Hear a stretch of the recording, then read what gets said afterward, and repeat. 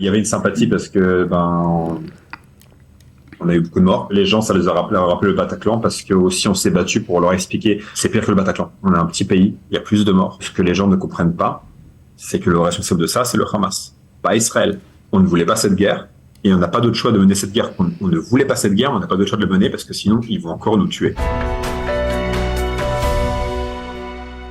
Alors Julien, on vous a vu prendre la parole dans de nombreux médias, sur de nombreuses chaînes de télévision. Vous ne cessez d'informer, sans parler de votre compte Twitter, de votre compte X, où vous parlez de la réalité de ce que vivent les Israéliens avec beaucoup de talent. C'était important pour vous de prendre la parole, en France notamment. Hier soir, j'ai eu une grosse remise en question. Parce que on savait en fait qu'on allait avoir quelques jours d'empathie de la part du monde et qu'au bout d'un moment ça allait s'arrêter et quand j'ai reçu un énième appel hier soir de journalistes me reposant des questions sur les bébés égorgés oui ou non et au bout d'un moment je me suis dit mais putain mais ça sert à rien ce qu'on fait en fait, ça sert à rien, genre je dis mais en fait je suis en train de parler dans les médias, ça sert à rien. Et je parlais avec des amis, je dis j'ai envie de tout plaquer et d'aller juste me porter volontaire comme notre invité avant moi, comme mes amis qui sont en train de faire à manger pour les soldats, comme mes autres amis qui sont au QG de la mairie de Tel Aviv pour surveiller ce qui se passe, etc. Et ça, il y a tellement de choses à faire. Puis ça sert à rien ce qu'on fait. Et en fait, ce qui me motive à continuer, c'est les messages de gens qui sont en France. Et en fait, c'est aussi autre chose, c'est que moi, j'ai été ce que j'ai appelé le petit juif de diaspora, l'adolescent en banlieue parisienne dans les années 2000 au moment de la seconde intifada, et je pestais contre l'État d'Israël qui ne nous donnait pas d'infos, qui ne nous aidait pas à défendre l'État d'Israël, qui ne nous disait pas ce qui se passait, et on devait se contenter des médias qui disaient des choses atroces.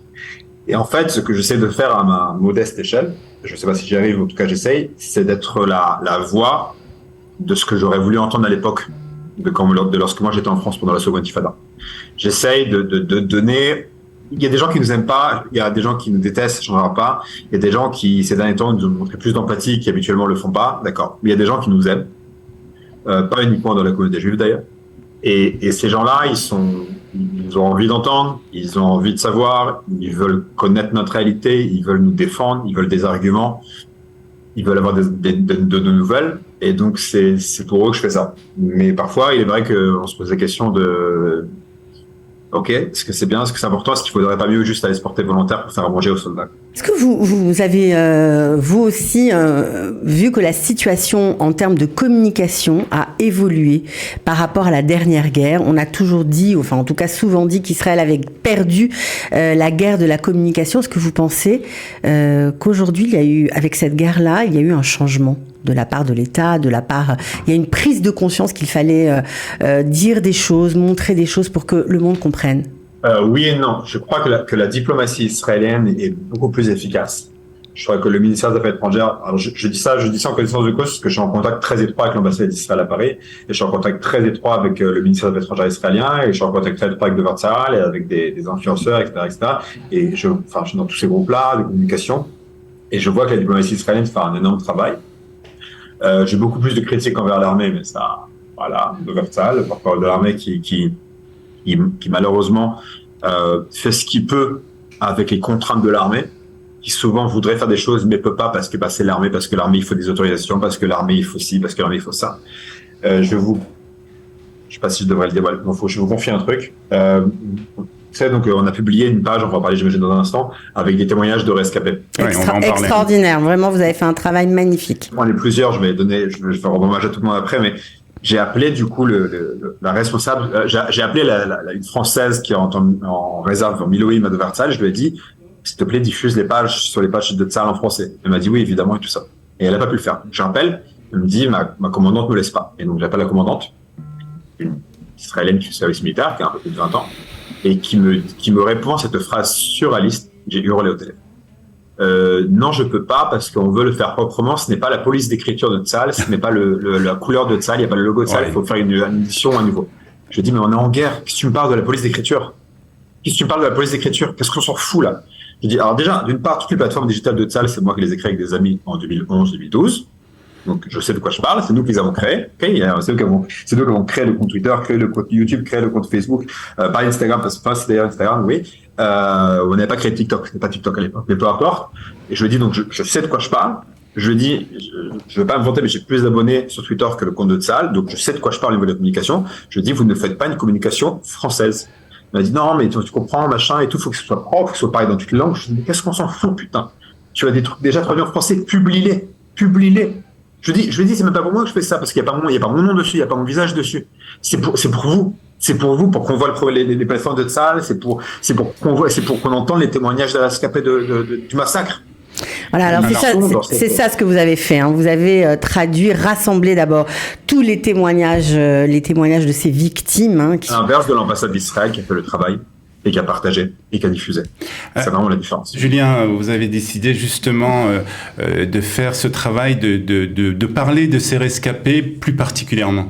Alors, à la base, je vais vous dire exactement ce qui s'est passé. Moi, je suis dans un groupe je suis dans plusieurs groupes, je vous disais, avec tous ces cercles, et j'ai mes groupes de l'armée, vraiment, de 2012, qui n'étaient pas actifs sur WhatsApp depuis plus de 10 ans. Oui, parce qu'on ne l'a pas dit, mais vous avez été Dover Tzahal, c'est-à-dire que vous avez été porte-parole de l'armée à l'époque. Et j'ai tous mes amis qui sont pas forcément Milouim, qui m'ont dit, qu'est-ce qu'on peut faire? Et puis, on fait quelque chose. Et j'ai un ami qui s'appelle Anthony, qui a dit, Julien, si je traduis et je sous-titre des vidéos de rescapés, tu pourras les balancer sur ton compte Twitter. Je dis, ouais, c'est une très bonne idée, vas-y, fais-le. Et je vais les envoyer à d'autres personnes pour qu'ils partagent aussi.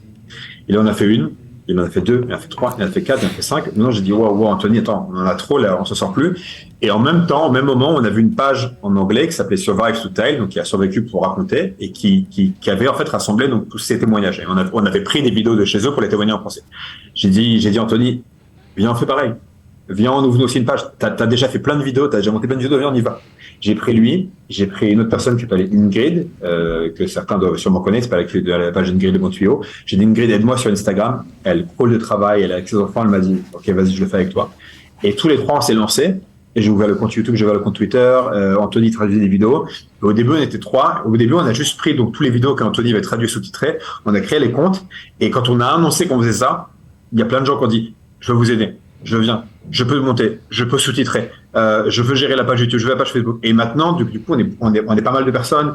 J'aurais fait à compter combien on est, mais il y a pas mal d'amis qui sont là, qui se portent volontaires. Traduire, pour sous-titrer, pour poster les vidéos.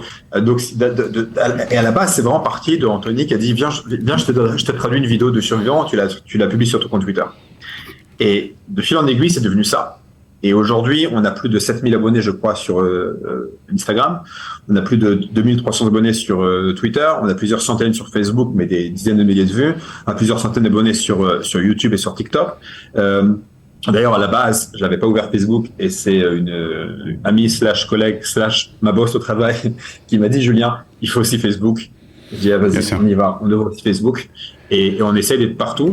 Et encore une fois, pour le coup, là-bas, c'est ce que j'explique aux autres, c'est pas une initiative qui met là nous en avant. On s'en fout de nous là. C'est pas nous l'histoire. Il faut mettre ces histoires en avant. Il faut que les gens entendent ces histoires. Il faut entendre les gens entendre ces témoignages.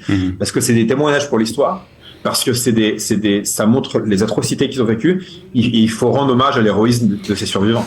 Voilà. Alors on va donner quand même l'adresse de ces sites où on peut trouver bien sûr toutes ces vidéos qui sont traduites en français. C'est ça, la gageure. Alors sur Insta, c'est parole avec un S de survivant. Il y a un point entre les deux. Parole.2.survivant avec un S. Sur Twitter, survivant Israël tout attaché, et sur YouTube @survivant israélien avec un S. Voilà. Quelles sont les réactions que vous recevez, Julien, après la publication de ces témoignages?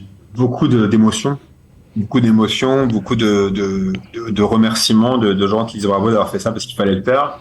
Je sais que par exemple, Even Cat News m'a appelé hier, donc mes anciens collègues, m'ont appelé, m'ont dit, Julien, vous voulez faire un reportage avec les survivants, est-ce que tu nous autorises à prendre les vidéos? Je dis, mais je vous autorise pas à prendre les vidéos, je vous demande de prendre les vidéos. S'il vous plaît, prenez au maximum.